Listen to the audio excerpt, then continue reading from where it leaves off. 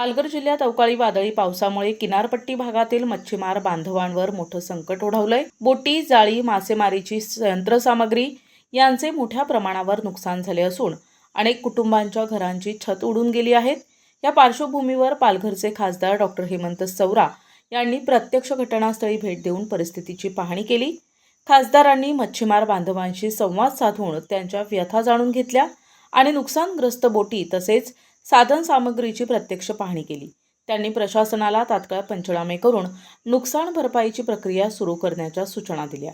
यावेळी खासदार डॉक्टर सवरा म्हणाले की मच्छीमार समाज हा आर्थिकदृष्ट्या अत्यंत कष्टकरी आहे। अशा आपत्तीच्या वेळी शासनाने त्यांच्या पाठीशी ठामपणे उभे राहणं अत्यावश्यक आहे। सध्याच्या शासकीय नियमानुसार नादुरुस्त बोटींना आणि अन्य नुकसानग्रस्तांना दिली जाणारी मदत अत्यंत अपुरी आहे।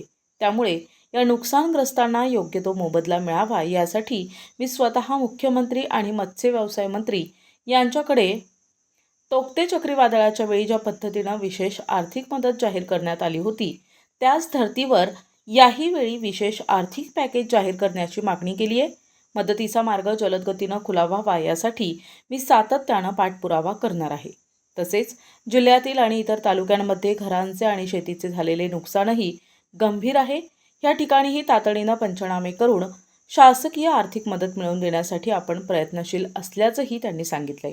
या दौऱ्यात मच्छीमार संघटनांचे पदाधिकारी, स्थानिक ग्रामस्थ तसेच प्रशासकीय अधिकारी उपस्थित होते। NTV news Marathi, Palghar.